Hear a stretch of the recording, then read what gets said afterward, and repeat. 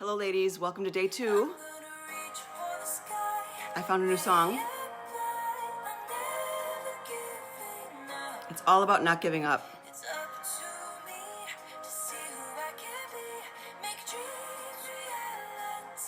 It's up to you to make your dreams a reality by never giving up. You can't give up. We can't give up. It can't be an option, or you will not get to your goal. You will not get to your dream. You will live a mediocre life, and it will be unfulfilling. So welcome to day 2 of the Essence of Success. As you guys are coming on, say hello. I would like to know who's here. So yesterday we talked about the importance of having a clear vision and a defined purpose. Hey Paula, hey Karen. If we don't have a vision in life, if we don't know where we're going, we're living life aimlessly. We are allowing someone else's autopilot or our autopilot just to kind of direct us aimlessly. And we would never do that. We would never send an airplane into the sky without a pilot. We would never send a ship out to sea without a captain or without a destination. And if they are 1 degree off, they're not going to reach their destination. And if there's not even a captain there and you send a ship out, 9 times out of 10, 99% of the time, it probably will sink, it will crash, it's not going to end up where it's supposed to go. So we have got to be the pilot. We have to be the captain of our own ships and see our vision and know that the next goal that we need to take are those little steps. So I did post the workbook in the group. Jenna said you can't open it. So I just tested it on my phone. It opened. So if you guys can't open it, I'll reload it after we're done with this one. So that has some questions for you to think about goals, about what your vision is, about what your definite purpose is, because it's good just to get it down on paper and then to look at it and then to do your little steps to get to the next goal, so you can finally get to the desired destination, but be happy and have fulfilling days in the meantime. That's the goal, mainly. So I want to share something with you. My friend Erin, that's in our group, she runs Oregon Essentials. She does organic and organic body creams and scrubs and coffee scrubs, and she makes these little affirmation pouches, I guess, filled with all sorts of these little affirmations. So we did this on Thanksgiving and it was really fun. Every night we would go around and everybody would pull one, and it made a lot of people think, when we're not consciously thinking positively, when we're not consciously doing something like this, we tend to go on autopilot. We tend to lose the captain of our ship, of our vessel.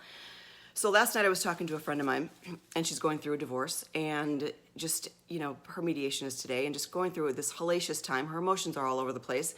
It's hard to concentrate. It's hard to work when you're going through such negativity, putting good money after bad money. The only people that win are the attorneys. So I was trying to, listen to her and have her confide in me and just kind of be there for her. So I was going to pull one of these for her. I was going to pull one for me, and then I was going to pull one for her when I was done. But the one that came out first said, I persevere, I am relentless, I keep going, I do not give up. So after we listened to Eye of the Tiger yesterday, I'm just like, that was kind of what our whole day 1 was about. Keep going, keep going, keep going. If you want your desire bad enough, you have got to keep going. And we do fall. We fall. It's scary. We don't have the confidence because we don't know what we're doing. You gain confidence after you can, continuously go. We don't have confidence at first, so of course it's scary. We fall, but we have got to keep getting up. The man that does not get up, the woman that does not get up, that is afraid to get up, is afraid to fail again, is the one that truly loses because they won't ever get there. So I wanted to pull one of these for you guys today for just kind of a collective message. One dropped, so I don't know, maybe that's the message. When they start flying out of the bag, I know that there's something special happening. Okay. When life brings winds of change that nearly knock you over, close your eyes and hold on tight and believe. When life brings winds of change that nearly knock you over, close your eyes, hold on tight, and believe. So that's for everybody today. Hey, Lisa. Hey, Jenna. So have you guys thought about yesterday's message at all? Do you have your clear purpose and your passion? already laid out, mapped out. I know a lot of you have been, following me in my group for a long time. So send me some hearts if you've been with me since the beginning, since the other group, the Manifesting with Keri group.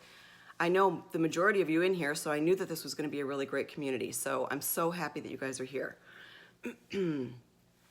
All right, so today we are going to talk about another key to success. Oh, Malaya, thank you. And it's about having a positive mental attitude, which is tough sometimes because we're emotional beings. A positive mental attitude. So where in life do you have the best attitude? And where in life do you not have the best attitude? And are you easily pulled off? Like I sometimes am, because that's one of my things, is that I'm still working out of, the reactiveness of my family. Those are like old things that I continuously have to like shed. So having a positive mental attitude, I know we know people that just don't. All they do is complain about life, and if the more this information is in front of you, you will be very sensitive to, if you're at restaurants or coffee shops or airports or whatever, about how the majority of people speak to each other. They're talking about the news. They're talking about, the things that they see. They're only talking about what they can see out of their eyes. And it becomes a very shallow conversation. It really becomes negative, and not many people talk the way we do. Not many people, go past our five senses and into the realms of the things that we can't see and start getting excited for what's coming. Really just feeling that feeling of what is coming. So take note of that too. I don't know if this is happening with you guys too, but it happens to me all the time. If I'm at a car wash or whatever, the majority of people are speaking the same word, and it's not one that I want to be around. So we change the minute we start hearing and learning this information. The minute we learn anything, you read another book, we're growing every day. We are growing big, and the minute our minds are expanding, we cannot put them back. Once you learn it, you learn it. Once the veil's off, you can't go back. So that's one thing that's really good, is that we learn and learn and learn. And if we fall off the wagon a little bit, if we go back to our old selves, you don't have to start from the beginning because you already know that information. That's what's really great about, not great, but with the people that are in kind of that lottery syndrome of making a lot of money and losing it, losing it, they think that they start from the beginning again. When you're at 50 or 60 and you lose your nest egg, and they think they've got to go back down to zero, but they don't, because they've already been there. So they can get it back even quicker, and that's why most people that lose it, if they've made it once, they can make it again, and they make it quicker the second time, because they're not back at zero. They already know the desires. They already know what they want. So all of their desires and all their wants are floating in the universal bank, the vibrational currency, waiting for them just to line up with it, with their emotions and their positive mental attitude, which is extremely challenging when you're going through something tough. It's extremely challenging to put on, that brave face, and to match it with your attitude, with the way you're feeling. So many people are going through things, and there are so many people that are looking at what they have, and they look like they're picture perfect. They look like they have it all. And you've got a handful of people jealous of what these other people have, and you've got these people jealous of what they have. And there's not a win-win there, because everybody's jealous of each other, and nobody knows what's going on behind closed doors. And the one thing that it just penetrates my heart and my soul is that I have met so many women that go through the same things that we all go through, and they're too afraid to voice it because it's embarrassing and it's vulnerable, and we're not allowed to be vulnerable or feel our emotions or be seen as weak, which is not weak, but we're supposed to be the strength. We're supposed to be the strength of everybody around us. If they look at us that way, they put that identity on us, and then we don't have a chance to just break down every now and then. And sometimes it just happens. Sometimes we have no control over it, and it doesn't feel good, and that's why we numb our emotions. I don't want anybody to ever feel like they're going through something alone. I don't want to, my neighbor over there, who's going through her divorce right now, feels alone against, the wolves of the attorneys and the men that are bullying. I was there. I get it. I'm getting goosebumps right now thinking about it, because she feels like she's alone. She's alone, and she doesn't have to be alone. There was, another client I was talking talking to, issues with her mother. I've got my own issues with my mother, going through bankruptcies, done it, foreclosures, done it, made it, seen it, lost it. I don't know what contract I signed coming in here. And sometimes I request a copy of it. Did I really say that I wanted to go? What did I put on there? What did I agree to? I mean, if that's what we did, if we agreed to come in, I must have been just hungry. Like, let me feel it all. Let me see it all. Let me have it all, so I can share and show that no one's ever alone. It just breaks my heart when I hear of somebody feeling like they're alone going through something when everybody's going through something. And that a kind word, a kind smile, a kind conversation, or just to sit there and listen to them, because most of the time they just want someone to listen to, a safe place to go, would make their day and save a life. I mean, that's truly the happiness and the fulfillment that I get out of being around everybody, in this group, outside the group, in real life, in Facebook world, anywhere. I wanted happiness. That's all I wanted. My vision when I was younger only took me to getting married, because that's what society told me. They gave me a list of things to do. Grow up, you be good, you be respectful, don't be too wild, don't be too quiet, don't be too loud, don't be too smart, all this stuff. I was very confused, so I was this little redheaded wild kid. And, grow up, go to school, get good grades, be respectful, marry someone, work, have a baby, and then that's it. Then my list stopped. I'm like, okay, cool. I guess I can do that. Doesn't seem too hard. My list stopped. And then all of a sudden, I wasn't happy. I had everything on my list. I had everything that society wanted me to have, and I was not happy. And all I wanted was happiness. But then, when I felt limited, I felt like I was being put into a cage, and then I wanted freedom.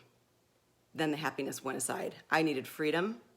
I needed to get out of the life that I was in.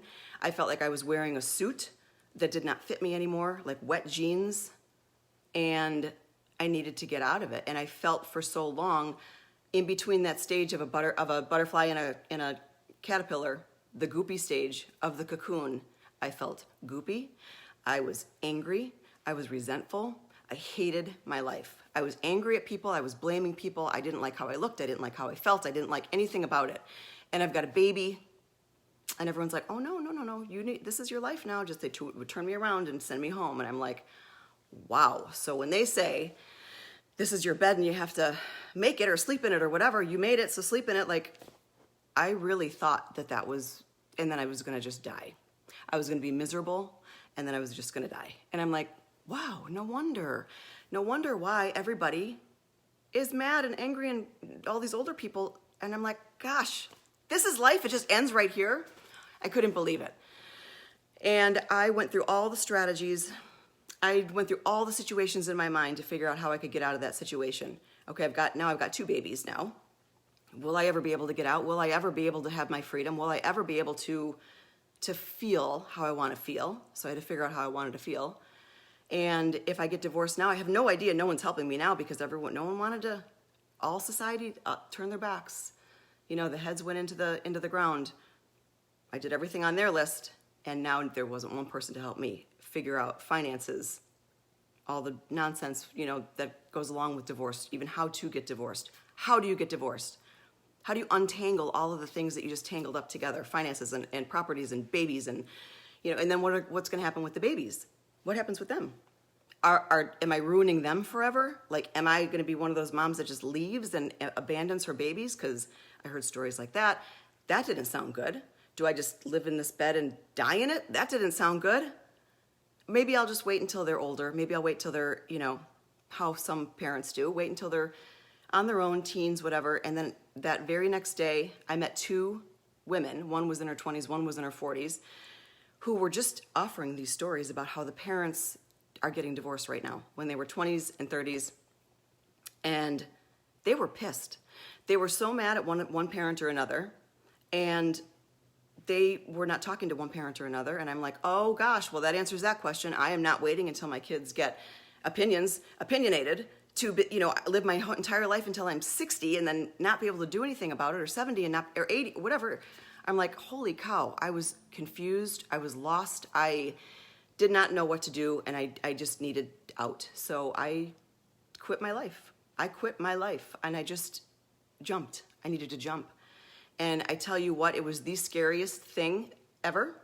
It was one of the scariest moments in my life, and not a lot of things, I'll challenge a lot of things because I didn't know what to do. I was not confident. I didn't like me. I just didn't like anything about it. And I was saved. My wings were built, and my life, it was like I hit a trampoline, and I got out of that goopy chrysalis into the butterfly. And that is the exact day when I believe I switched from Keri Fitzgerald into Keri Johnson. And now my boyfriend tells me I have a few other personalities that come out every now and then. However, those are the two that I know about. The two egos, Keri Fitzgerald was no longer. That was done. I don't know if anybody ever watches Les Mis. I love that show. We love that, where Jean Valjean, no more of that. And he was now going to live a different life, live a new life, a life that he desired, and have a new pathway. And it was brilliant and beautiful. So I have been through it. I have probably been through most of the things that everybody's, afraid to share and be vulnerable, and it's there. We can react to the situations, or we can choose to be the actor of the situation. Okay, well, wow, re-script it. You guys learned scripting with me. How do I want this to look? How do I want this to feel? Because right now it feels pretty icky. And a lot of people don't know what they want. I don't know what I want. I don't know what I want. Even my daughter said this today. She's not happy in her life, and she doesn't know what she wants. And I'm like, well, what do you like doing? First of all, what do you enjoy doing? That's number one. Second of all, what do you not like? We can all figure out what we want by making a list of things that we don't want. That seems pretty easy. And then we go from there. We get rid of all get as clear and, vulnerable on paper, everything that you don't like about your life, everything that is not going the way that you want it to go, everything that makes you feel a feeling that you don't want to feel. Instead of numbing that feeling with pills or alcohol or something else, write it down, get it out of here, even speak it. Okay, I don't like that. Thank you for showing up. Now it's time for me to change it. Because if we don't choose to change it, every day will be the same. We will be on the rabbit wheel, whatever the wheel is that they run around on. Like, we will be in Groundhog's Day. Every day cannot be the same if you're not enjoying it. And every day can get better and better and better. And every day is a gift, because we don't know when our time is going to run out. We really don't. And here's another movie that I love. I think it's just called Time, In Time, with, oh gosh, I forget who it is. I'll have to post it in the group. In Time, it's called. I think it's on Netflix. And they don't pay it in money. Their currency is time. And they see that their time clock on their watch. Has anybody seen it? Their time clock on their watch doesn't start until they're 16, and then they get so many years of time, or so many minutes of time. And the rich people have all the time, like just banks and full of time. It's really interesting how they take entire currencies, because we use money and are afraid to have too much money, not enough money, whatever, which tomorrow is going to be a whole day on money. And they switch it to time. So the way they talk about it is really interesting. So whoever came up with that concept, they did a really, really good job. Stephanie, I know, isn't it great? It's all about time. When your time is up, you can't even lend someone time. When your time's up, boop, dumb, and then they're dead. They're out of time. They're out of. So we don't know when our time's going to be up. So to try not to let something affect you longer than it has to try to re-script it, see it in a different way.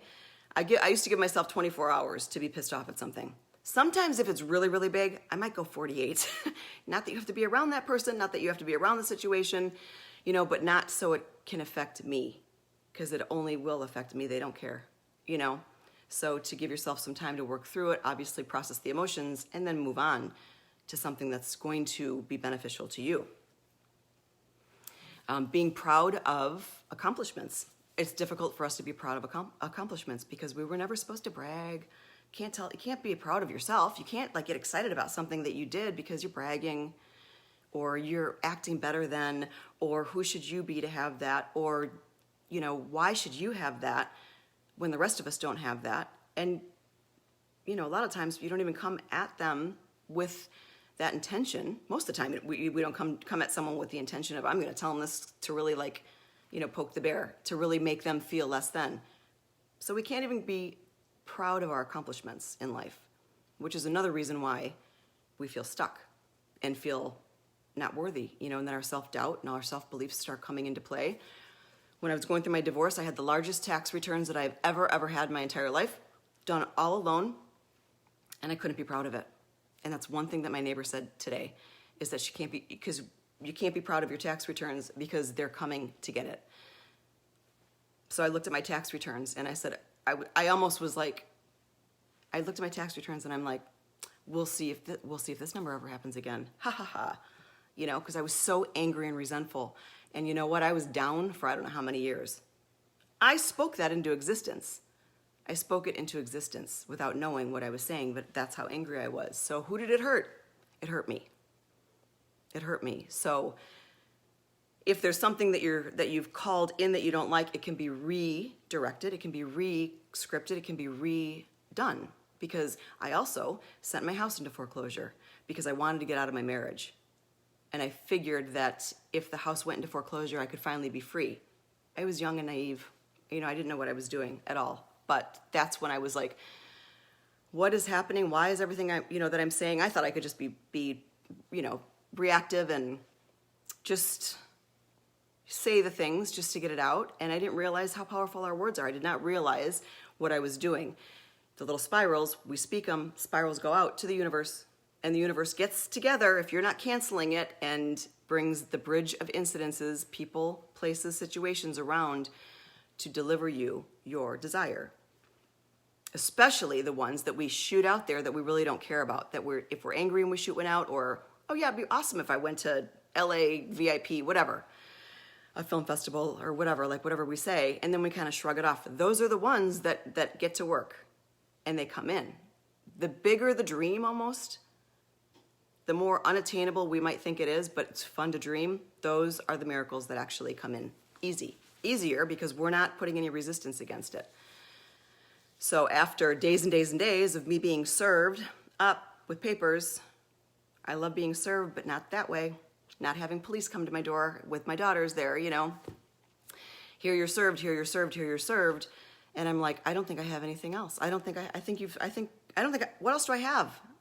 And the last one was like, oh yeah, no, this is for your ex-husband. I'm like, oh, thank God. I'm pretty sure that I've got all the papers that I have. So at that very moment, I re-shifted my house situation and I redid it so it didn't go into foreclosure. So it is possible, and I've seen it, the magic of what our thoughts and our words do. So Jenna, my husband had a light bulb come on one night last week about what he speaks happens. Good. I mean, was it good? It's crazy. It's crazy when you recognize it. Words are powerful. Yes, they are. Lisa, it's so good to know that we're not alone. Yeah, I know. So many people. Stephanie, I'm too easily pulled around. I'm more positive, but it's so hard. I know, get pulled back. I feel people's emotions too. I know.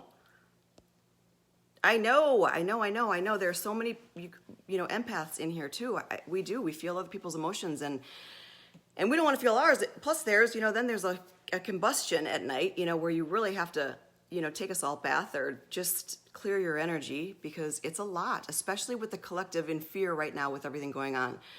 It's a lot. So we have to protect our energy better.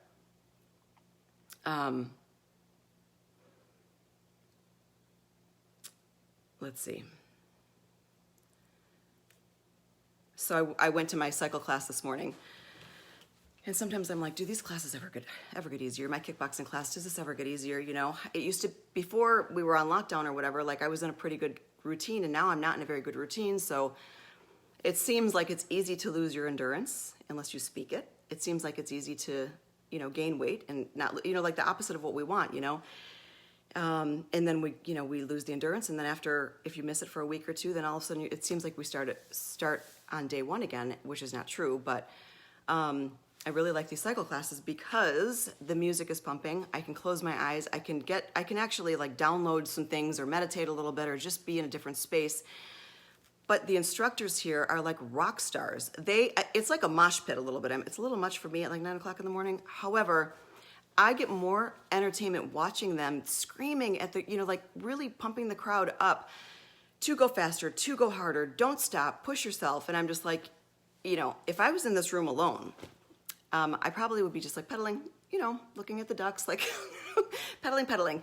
So there are times in our life where we need someone to push us. We need a coach, we need a mentor, and at the gym, number one, but in life too, because we do so much for the external and the outer worlds. We spend more time doing things for other people. We spend more time thinking about things tomorrow and the next day instead of focusing on us and today.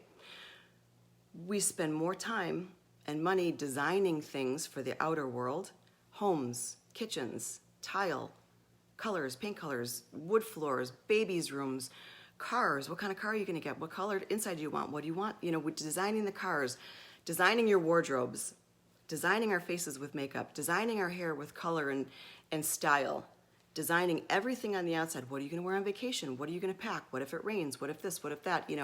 Everything is such an external exercise that we do that we don't. And if our internal world is creating our outer world and we're only focused on designing our outer world and we never design our lives, we never design our insides first. Can you imagine what kind of world we would live in if we actually started inside, internal, and don't care about the how? This is what I want. See it in your mind first, and then all of a sudden really enjoy creating and designing that house. Really enjoy that event that you're going to go to. Really enjoy that new haircut. You would eliminate a lot of mistakes too. But we train our bodies to be strong, to be fit. We don't train our brains. We train and design our houses, everything, and we don't design our lives. We don't design our moods, our emotions. How is it going to make you feel? Two most important statements that I say to myself, that I've had to say to myself very often throughout my life. What do I know for sure? What do I know for sure in this situation? Because now I got to go into my toolbox. Do I have the tools to fix it? And where are they? And how do I use them? What do I know for sure? And how does this make me feel? How does it make me feel? Good or bad? Icky, yucky, happy? That's it. That's about as basic as you can get. How does it make you feel? And if you're in a situation, okay, let me figure out the solution to it. Not, I've got a problem. Nope, okay, something came up. How do I get to the solution? What's my solution? How do I work my way out of this? We have to look at the solution, not the problem. And that already will keep you apart from everybody else. But so many times, the rest of the world, the 90% of people that are walking down the same pathway, thinking the same way, talking the same way, day by day by day, they're having the same conversations, the same life experiences, because they're not changing anything. So they're just in this habit of life, and they think it's normal. Will come to someone like you or me, or someone that's trying something different, that wants to do something different, that's really trying to like break free, and they don't want you to break free. They pull you back. They pull you down. They make you feel bad. They try to hurt your feelings. They're coming at it at a perspective of, if you go, well, that's going to make me feel even worse. If you do something, but we're kind of the same, so why should you get anything different? Why should you be there instead of me? Why do you get that instead of me? There's room for everybody, but most people don't want to work for it. Most people don't want to learn. They want the easy road. And it can be easy, but it's a practice. It's a practice. The more you practice, the better you get at it. The more you get out of situations that are called in, the better you get at it. And that's one thing that I have found, is that when the people try to pull you back, it's everything we talked about yesterday. It's their self-doubts, limiting beliefs, worth issues that are surfacing because you're not at a vibrational match with them anymore, and it's electrifying something inside of them that they don't like to feel. Since nobody likes to feel anything, they're going to lash out. That's what happens. And those people in your life will either come with you, they'll either meet you where you're at if you are growing and raising your vibration and getting the things that you want. They will have to either meet you or they'll fall off. So many times, family members, friends, normal, people that are in the normal realm of your life, normally in the habit of daily life, aren't going to be allowed to be around your energy anymore, because they're not going to be allowed to be there unless they are on their best behavior, unless they're on their best frequency, unless they're on their best vibration, if that makes sense. So it's lonely at the top, but it doesn't have to be now that we have these communities. But before we had all these communities, my dad used to tell me it's lonely at the top. It's lonely at the top because you don't know who your true friends are, and those friends are trying to pull you down. So for the leaders, the one percenters, the ones that actually want to go after it and are taking those strides, and it's not a quick game, it's a long game, walking slowly but determined, walking slowly but focused, walking slowly but organized, and you know where you're going. Your focus, laser focus on your desire. Keep your eye on the ball. And if you trip, if you fall, get back up and do it again. Keep going, keep going, keep going. That is the most important. The one who stays down and doesn't do it again is that would be terrible. That would be terrible. That would be a failure. And we look at celebrities, idolize the people that are on TV, idolize people that have a lot of money. All these housewife shows, although that's just a train wreck, waiting to happen, whatever. But sometimes I watch those with my kids. That's my guilty pleasure. But I know a lot of people that can't watch shows like that. Watch the lifestyles of the rich and famous. They don't like to see all the money. They don't like to see the people in those lifestyles where others want to be them. Oh, if only I was a rock star. If only I was Justin Bieber. If only I could just be a YouTube, sensation or star. A lot of these teens, that's what they want to do. They want to be just seen, but they're missing the point. So we see the stars, the glitz, the glam, the fame at the red carpet events that look really amazing, really fun. I mean, what would that be like to be part of it and then get an award for a fabulous movie that you moved so many lives, so many people that are watching the movie. We're just engrossed in these movies. That nothing else matters. We're watching these movies like we actually can take on the characters of them and emotionally get attached to the movies and the characters, and then we want to be them. Like we want to be Julia Roberts, or we want to be this or that, because we feel like they've got a better life. If we were them, if only I was famous, if only, I hear this from people, if only I had this, if only I, then, but the thing that's missing, the thing that most people, they don't see all the years of practice. They don't see all the late nights of studying and practicing the lines, or bleeding fingers or bleeding toes from the ballet, the beautiful ballerinas, in the shows, whatever. All the hours of the opera singers have to put in for their voices. They've got talent, but there's still hours, blood, sweat, and tears.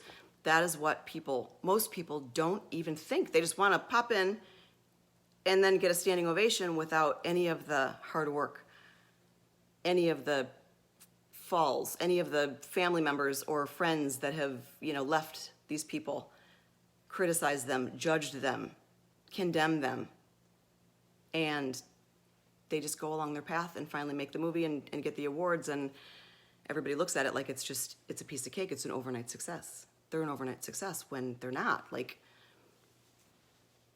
that's something that, we have to recognize. If you see somebody, everybody's on a different journey, everyone's on a different path, everyone's going through something differently. So if someone is having what you want, that's awesome. Now you know you can get it, because if they can get it, you can get it.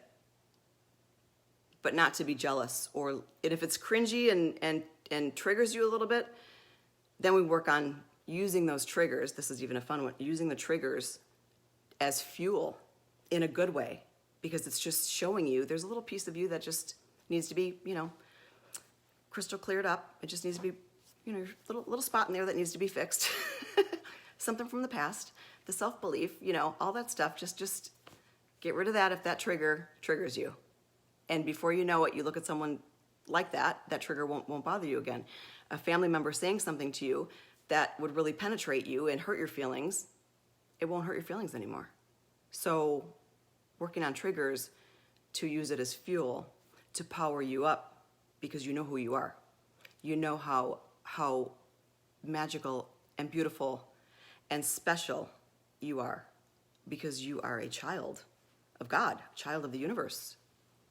And there are no mistakes. So nobody should be being mean to anybody. Going back to designing everything, I came from a family of 7, and we all had to be in the same clothes for Christmas pictures every year.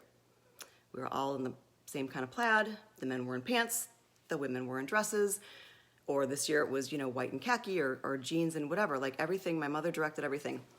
And there was so much chaos at our Christmas family photo shoot, get the photographer, get this, get that, it's all directed so perfectly. Everybody looks so perfect. So when the friends see it, it's just, wow, look at how perfect this is. Me being a photographer, taking Christmas pictures and holiday portraits for families for over 23 years, beautiful. I mean, I did beautiful work. They did beautiful design work and coming up with their outfits and coming up with unique backgrounds and coming up with, everything. But I tell you what, behind the scenes, they're fighting, the parents are drinking, the kids are on the floor with bloody noses, they're having temper tantrums, and I'm like, oh, anything but a cry. Don't cry, because I can't fix any, once you start crying, your face is a wreck. That's one thing that I'm just like, you guys can do whatever you want, but if anybody cries, then I'm out,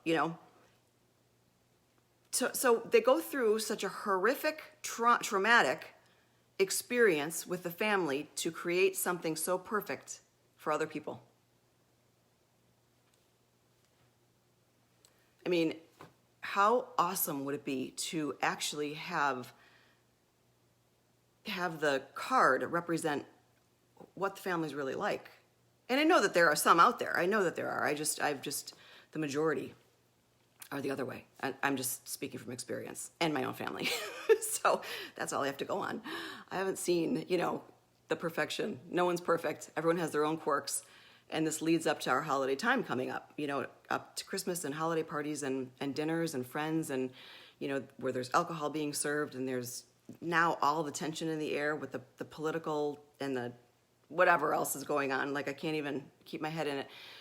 Everybody wants to talk about it. If you're not on the same page, then there's going to be chaos. There was chaos before any of this was even happening at our family, our family outings, our dinners. Like, it was like we would go and there'd be a grenade, a little bit of a pin out, and just pass it around. No one knew who was going to end up with it. That was the crazy part. No one knew who was going to get it, and also something would happen and it would launch. Someone would be launching. The dog would be running through the house. The dog's pooping on the presents. The kids are screaming. Like, our holidays were never Lifetime movie holidays. And if anybody has a family like that, I would love to know some stories, some good stories, because my clients, my friends, everybody that I have been around have similar stories that I do with my family. It's supposed to be this perfect, magical time of year, but because no one is designing their inner, they're only showing up for the outer, it doesn't work. And you're getting personalities together that you're only together because you're family. You probably wouldn't be friends or there if you weren't family members. That's kind of what I was talking to about one of my friends. May or may not be friends with some of the people in my family because we have different ideas on things. It just doesn't work. But if I go back to the soul, did we pick each other for a reason? Do we have to? So then I concentrate on that. I'm like, okay, well, are we supposed to figure out something here? Apparently, we were put together for a reason. So it's the whole family dynamic. But anyway, since all these dinners are coming up, and Christmas Eve and Christmas Day and the holidays, whatever you celebrate, one of the things that I will be doing will be scripting out how I want it to go for me and protecting my energy, and wherever we're going, that everybody will be on their best behavior, because I don't want to go through those Christmases again. It doesn't work. It doesn't feel good. And it's just not fun. It's just not fun. So if you have things like that, a good way to get around it would be to script out in the present moment, like, wow, I had such a fantastic dinner. I had such a great time with so-and-so, and I loved our conversations, and, almost like it has already happened. Scripting it out like that, and then,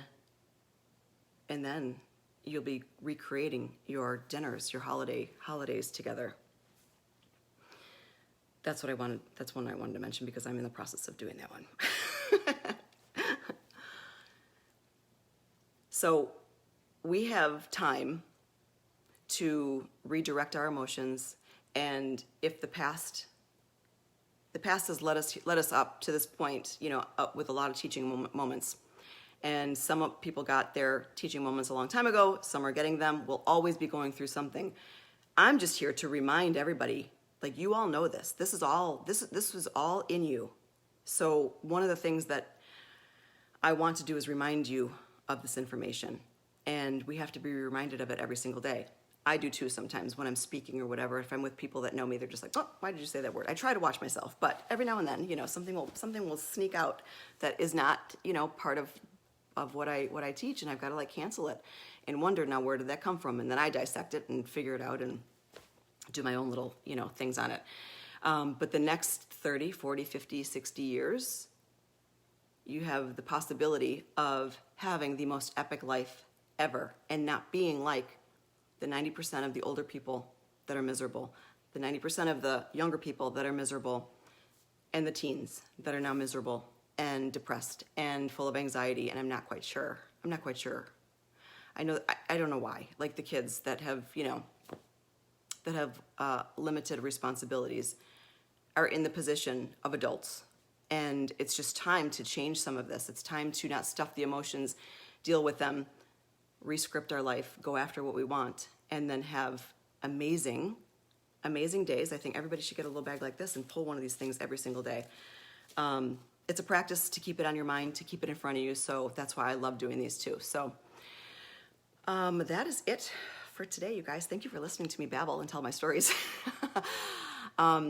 I will check the workbook to make sure that it opens, and I'll do another link to it too in the group. So I am wishing you guys all an amazing and magical day. I'm sending you so much positive and loving and healing energy, that you feel tingles today, and that you have amazing things to share with the group tonight, tomorrow, on what you encountered during your day.